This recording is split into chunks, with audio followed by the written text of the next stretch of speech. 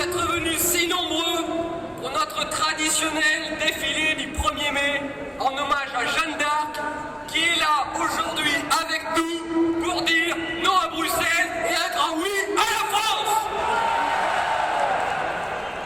C'est l'hommage à notre sainte patronne de France. Et je crois qu'en ces temps de crise, l'image de Jeanne d'Arc, une image de jeunesse, de courage et surtout d'épisodes un peu providentiels peut nous donner de l'espoir. Ils ont été les héros de l'élection municipale de mars dernier. Ils ont gagné des mairies et commencent déjà à montrer qu'une autre façon de faire de la politique est possible, même au niveau local. J'appelle les maires du Front National Rassemblement Bleu Marine. On est très heureux d'être mis à l'honneur de ce 1er mai. C'est une belle récompense que nous ont faite les électeurs en nous plaçant à la mairie, au scrutin majoritaire. On est très fiers de ça. Et puis la moindre des choses, c'est d'honorer le Front National, les travailleurs et Jeanne d'Arc en ce 1er mai, et à quelques jours du premier tour des européennes où on espère passer de 3 députés à au moins 20, voire 25 ou plus. Et d'abord, j'appelle le secrétaire général du Front National, maire d'Hénin-Beaumont, élu au premier tour, Steve Briouat.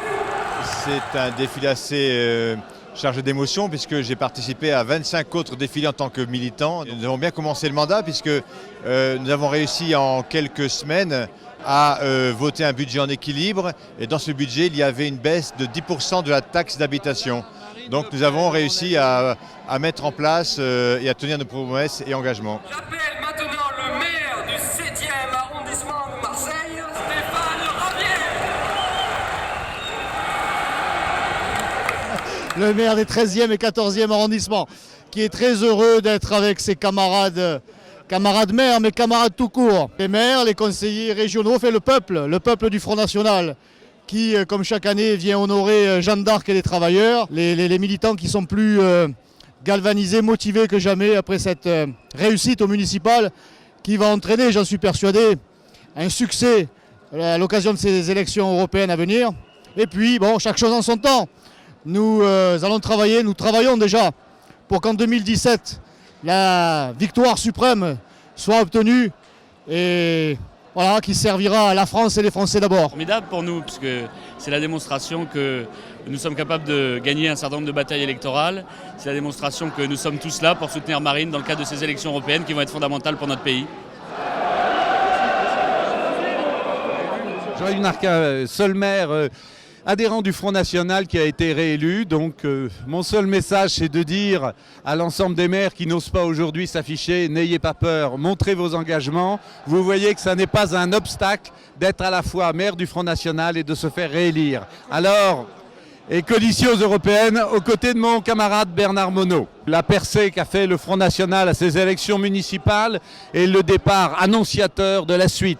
Nous avons une merveilleuse perspective qui s'ouvre devant nous avec les différents scrutins, et tout ça nous conduira à l'élection de Marine Le Pen, à l'élection présidentielle. 1er mai est extrêmement symbolique depuis des dizaines d'années pour le Front National, la fête de Jeanne d'Arc et surtout la défense de la France, puisqu'elle a été la première à montrer la voie. Et le Front National aujourd'hui prend la suite pour défendre la patrie qui est menacée par l'Union européenne de Bruxelles, menacée par les nouveaux traités qui vont se mettre en place si rien ne s'oppose à ça. Et c'est pour ça que nous sommes présents ici, que nous allons faire une démonstration de force pour montrer effectivement que la France n'est pas perdue. Un signe d'espoir très fort que rien n'est jamais perdu en France. Ensuite, c'est la fête de notre identité nationale, de notre souveraineté que nous voulons recouvrer face aux traités européens qui sont destructeurs de notre identité, de notre économie et qui favorisent une immigration de masse.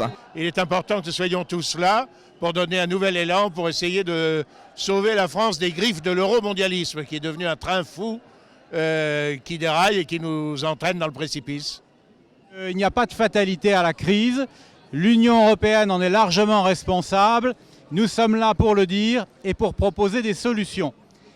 Et les solutions, ça passe notamment par le retour à la souveraineté nationale, par le retour à la maîtrise de nos frontières et par la lutte contre l'oligarchie qui, en réalité, s'est emparée du pouvoir sous la bannière de l'Union européenne. Je suis très heureuse d'être là aujourd'hui et j'en profite pour saluer tous les Français d'outre-mer Vive la France, vive les Français d'outre-mer. Non à Bruxelles, oui à la France. Marine. Ah, vous êtes beau. Super, des choses importantes, des messages importants pour l'avenir de la France, pour notre souveraineté, pour notre prospérité et notre sécurité.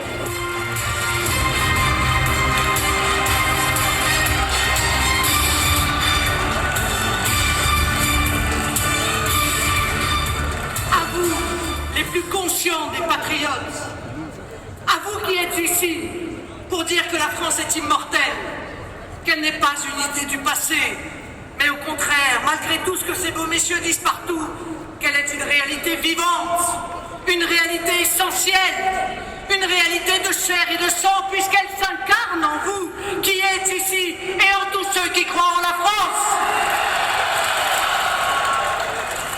Car vous représentez ces millions de Français pour qui le mot patrie, le mot France sont des mots vivants, chaleureux, exaltants, des mots d'espérance et de communauté fraternelle.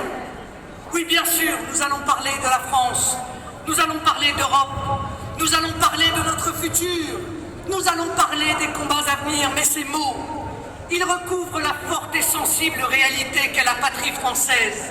Un territoire, une langue, une histoire, mais aussi et surtout un peuple, les Français.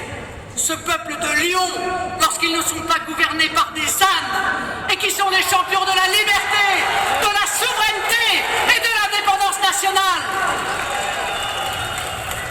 Si le peuple français nous place en tête le 25 mai prochain, le président de la République ne pourra pas ignorer le rejet de la construction européenne qui se sera exprimé. La seule solution pour le gouvernement français sera de revenir devant le peuple. La seule solution sera la dissolution de l'Assemblée nationale.